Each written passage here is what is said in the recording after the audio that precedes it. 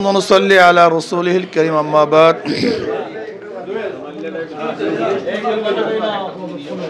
فأعوذ بالله من الشيطان الرجيم بسم الله الرحمن الرحيم وتعاونوا على البر والتقوى ولا تعاونوا على الإثم والعدوان اللهم صل على محمد وعلى آل محمد প্রিয় সাংবাদিক বন্ধুগণ, আপনারা জানেন বিগত 12 জুন 2023 সনে বরিশালে সিটি কর্পোরেশনের নির্বাচন অনুষ্ঠিত হয়।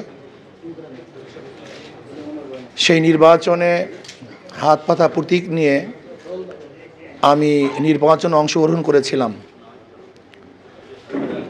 অতি উৎসাহের সাথে বরিশালের জনগণ ক্যাম্পেইন, নির্বাচনী প্রচারণা সব কিছু আঞ্জাম দিয়েছিল। ভেবেছিল যে তারা এক সুষ্ঠু পরিবেশে ভোট অধিকার প্রয়োগ করতে পারবে, এবং এইটা ভাবারও যথেষ্ট পরিমাণ কারণও ছিল।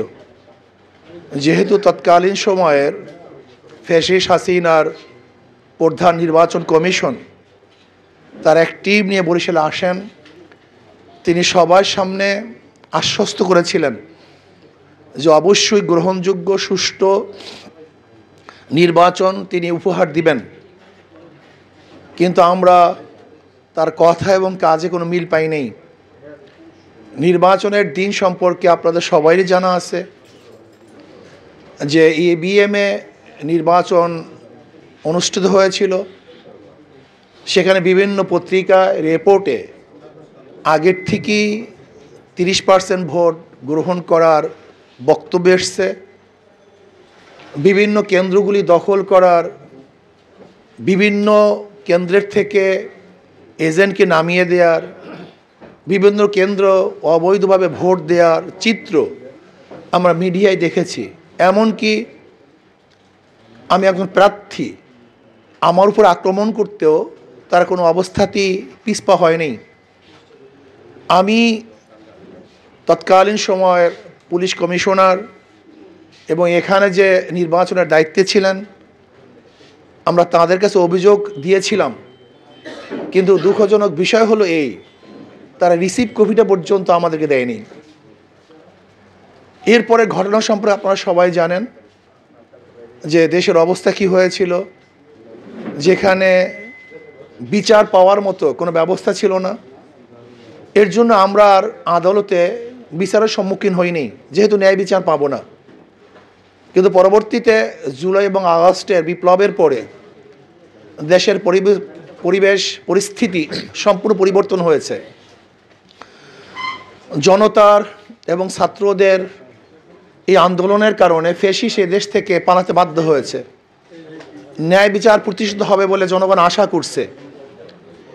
ইতিমধ্যেই দেখা যায় যে চিটাং এবং ঢাকায় প্রার্থীরা যারা ন্যায় বিচার পেয়েছিল না, তারা নতুনভাবে কেস করে আদালত থেকে নির্বাচিত হয়েছে।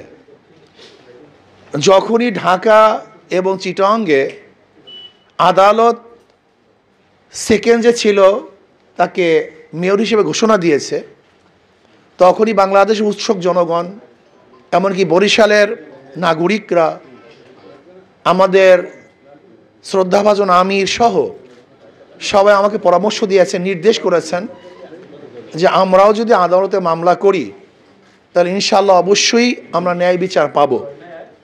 সেই হিসাবে যেহেতু মামলা একটু দেরি হয়েছে, কিন্তু জজের এখতিয়ার আছে মামলা গ্রহণ করার। আমি আদালতের কাছে অনুরোধ করব যে আমাদের মামলা গ্রহণ করে জনগণের আশা এবং আকাঙ্ক্ষার প্রতিফলন অবশ্যই আদালত ইনশাআল্লাহ ঘটাবেন। এর জন্য আমি জনগণকে বলবো যে যারা নাগরিক উৎসাহিত আদালতের রায় শোনার জন্য অপেক্ষমান, আপনারা রাস্তায় আগামী 5 তারিখ না আসার জন্য অনুরোধ করব। আদালতকে বিচারের সুযোগ দেওয়ার জন্য আপনাদের কাছে আমি জোর অনুরোধ করব, ইনশাআল্লাহ আপনারা অপেক্ষা করুন, অবশ্যই আদালত ন্যায় বিচার করবে বলে আমি বিশ্বাস করি। শুধু এতটুকু ব্রিফ দেওয়ার জন্যই আপনাদেরকে কষ্ট দেওয়া হয়েছে। আপনাদের সবাইকে ধন্যবাদ। না, বাতিলের প্রয়োজন নাই। আমি মনে করি ওখানে নির্বাচিত হাত পাখার প্রার্থী হবে, এইটাই জনগণের আশা এবং আকাঙ্ক্ষা। এর জন্য আমি চাই সেখানে আমাকে চিটাং এবং ঢাকার মতো প্রার্থী ঘোষণা করা হোক।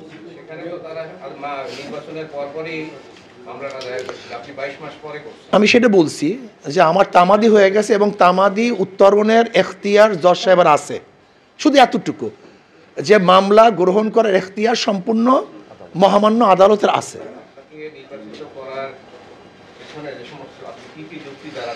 দেখেন, চিটাংয়ে এবং ঢাকায় কোর্ট এভিডেন্সের ভিত্তিতে রায় দেওয়া হয়েছে, সেগুলো আমাদের কাছে আছে, আমরা সেগুলো নিয়ে এসেছি। আমি মনে করি তাদেরকে যেই ভিত্তিতে রায় দেওয়া হয়েছে তার চেয়ে অনেক বেশি এভিডেন্স আমাদের কাছে আছে, আমরা দাখিল করছি। যেহেতু আমাদের রেফারেন্স আছে, যদি রেফারেন্স না থাকতো তাহলে হয়তোবা ভিন্ন কোনো খাতে প্রবাহিত হতো, কিন্তু যেহেতু রেফারেন্স পাওয়া গেছে এবং দুইটা, একটাও নয়, সেখানে আমাদের এখন শক্তিশালী এভিডেন্স আছে। না, এর জন্য আমি বলছি উৎসাহিত জনগণ, আমরা করি নেই। না, আসলে আদালতকে প্রবাহিত করছে না, বরং উৎসাহিত জনগণ আদালতের রায় শোনার জন্য আগ্রহী, এখানে প্রভাবিত না, বরং উৎসাহিত জনগণ তারা আদালতের রায়টা শুনতে চায়। তারা তো জানে না, তারা মনে করছে আজকেই বিচার। জনগণ তো জনগণই, জনগণ তো জানেই না যে এটার আজকেই কিছু না, আরও টাইম হবে, এখানে টাইম মানে তারিখ পড়বে, শুনানি হবে, এ সময় লাগবে। কিন্তু জনগণ মনে করছে যে কেস করছি তো, মানে যেহেতু ঢাকা এবং চিটাগাঙ্গে দুইটা পেয়ে গেছে, তো ভাবছে কেস করলেই মনে হয় তো তারা রায় দিয়ে দিবে, সময় লাগবে। প্রশ্ন ছিল, আপনারই প্রতিদ্বন্দ্বী প্রার্থী ইঞ্জিনিয়ার ইকবাল হোসেন তাপস জাতীয় প্রার্থী, উনিও মামলা করেছেন, ওনাকে উনি নতুন নির্বাচন চেয়েছে একটা অপশন, দ্বিতীয় আবার ওনাকেও যেন ঘোষণা করা হয়। আমি জানি না 3-4। আর দ্বিতীয়ত হলো এইটা যে আপনি যদি নির্বাচিত আদালতের রায় হয়ে থাকেন, সেক্ষেত্রে নারীদের সংরক্ষিত একটি আসন রয়েছে সিটি কর্পোরেশনে, তাদের সাথে কি করে আপনি মিটিং করবেন? আর আরেকটা বিষয়, আমাদেরই এক সংবাদকর্মী এখানে সংবাদ সংগ্রহের জন্য এসেছিল পেশাগত কাজে, সে যেহেতু পেশাগত কাজে এখানে এসেছে, তার সংবাদ সংগ্রহ। দেখেন, আমি একজন মুসলমান, শোনেন, আমি একজন মুসলমান, আমি আমার ধর্মকে পুরাপুরি পালন করি, কিন্তু আমার ধর্ম, আমার ইসলাম আমি সব জায়গায় প্রয়োগ করার ক্ষমতা রাখি না, এটা ভালো মতো মনে রাখবেন। আমি আমার জন্য ইসলামকে পালন করার পূর্ণ স্বাধীনতা আছে, কিন্তু দেশের আইনের বাহিরে আমি একজন মেয়র যদি হয়েও যাই আদালতের রায় অনুযায়ী, সেখানে আইন প্রণয়ন করার ক্ষমতা কিন্তু আমি রাখি না। আমি কিন্তু আইন প্রয়োগ করার ক্ষমতা রাখি, আইন প্রণয়ন করার ক্ষমতা সংসদ, কোন স্থানীয় কমিশন, স্থানীয় কোনো প্রতিনিধি, তারা কিন্তু আইন প্রয়োগ করতে পারে, প্রণয়ন করতে পারে না। কাজে এদেশে সব কিছু চলবে দেশের আইন অনুযায়ী, আর আমি চলবো যেহেতু ব্যক্তিগত প্রত্যেকের স্বাধীনতা আছে, আমাদের দেশের সংবিধান আমাকে স্বাধীনতা দিয়েছে আমার ধর্ম পালন করার জন্য। এই জন্য আমি পর্দা করি, যেখানে আমি পর্দা করতে পারি, এটা আমার এখতিয়ার, কি কথা ঠিক না? কিন্তু যেখানে রাষ্ট্র যাকে যে অনুমতি দিয়েছে সেখানে আমার বাধা দেওয়ার এখতিয়ার নেই। ব্যাস, এখানে তো রাষ্ট্র না, এটা তো রাষ্ট্র না, এটা রাষ্ট্র, ব্যাস পেশাগত সবাই পালন করতেছে, খবরটা গেলেই যথেষ্ট। যদি এইটা না যাইতো, আমি তো বলছি ওটা রাষ্ট্র, ওটা রাষ্ট্রীয় আইন, ওটা পরিবর্তন করার কথা আমি রাখি না। আমার একটা ছোট্ট প্রশ্ন, আপনারা বলতেছেন যে শেখ হাসিনার সরকারের নির্বাচন অবৈধ নির্বাচন, আপনারা বলতেছেন যে অবৈধ সরকারের অবৈধ নির্বাচন, অবৈধ সরকারের অবৈধ নির্বাচনে কেন আপনারা? যে আমি তো তাইটাই বলছি, যখন আমাদের পক্ষে রায় আসবে তখনই তো প্রমাণিত হলো। না না, যখন রায় আসবে তখন তো প্রমাণিত হবে যে আসলে তার নির্বাচন ছিল অবৈধ, সে ঠিক মতো রেজাল্ট দেয়নি। এইটাই তো আমি চাই, আদালত যখন আমাদের পক্ষে রায় দিবে তখনই এটা বাস্তবায়ন হবে এবং শক্তিশালী হবে তার নির্বাচনটা ছিল প্রহসনমূলক।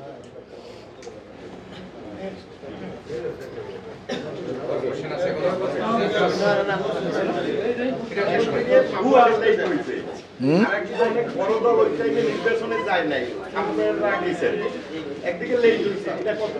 তাহলে আপনার ওই এখন যে রায় পাইছে তারা কোন নির্বাচনে রায় পেয়েছে? তারা কি আদমের যুগের নির্বাচনে? তখন ক্ষমতা কে ছিল? তারা কারা ক্ষমতায় ছিল না? তখন তারা ক্ষমতায় কারা ছিল? একটা কথা মনে রাখতে হবে, স্থানীয় নির্বাচনে সবাই অংশগ্রহণ করেছে, কেউ নামে কেউ বেনামে, কেউ একটু মুনাফিকি ভাবে, কেউ ডাইরেক্ট অংশগ্রহণ করে না। ব্যাপারটা সেরকম না। আপনি যদি আদালতের রায় নির্বাচিত হন, আপনার দায়িত্ব দেওয়া হয়, আপনি কি কি সিটি কর্পোরেশনে করার জন্য আপনার চিন্তা ভাবনা রয়েছে? দেখেন, যদি নির্বাচিত হয়ে থাকি কি কি করব এই বিষয়ে আমি বারবার বলেছি। অসম্পূর্ণ কাজগুলিকে সম্পূর্ণ করার চেষ্টা করব, জনগণকে যথাযথভাবে খ্যাতবোধ করার চেষ্টা করব।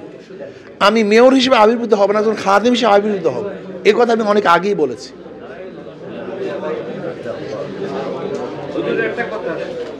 জি,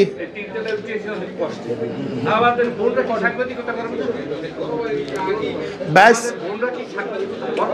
অবশ্যই করবে। এইটা নিয়ে এখানে আলোচনা না করা ভালো। আমি জানি এই সমস্ত জনগণ 5 তারিখ রাস্তায় আসার জন্য প্রস্তুতি গ্রহণ করেছেন। আমি অনুরোধ করব কমপক্ষে আদালতকে স্বাধীনভাবে বিচার করার জন্য সুযোগ দেওয়া উচিত এবং আপনারা আস্থা রাখুন। অবশ্যই ইনশাআল্লাহ, যেহেতু বাংলাদেশে চিটাগংয়ে এবং ঢাকাতে আদালতে মামলা করার পরে তারা তাদের রায় ফিরে পেয়েছে, তারা ন্যায় বিচার পেয়েছে, ঠিক আমিও মনে করি আমরা যেরকম আদালতে মামলা করেছি আমরা ইনশাআল্লাহ ন্যায় বিচার পাবো। আল্লাহ আমাদের সবাইকে সেই ন্যায় বিচার পাওয়ার সময়টুকু পর্যন্ত অপেক্ষা করার তৌফিক দান করেন।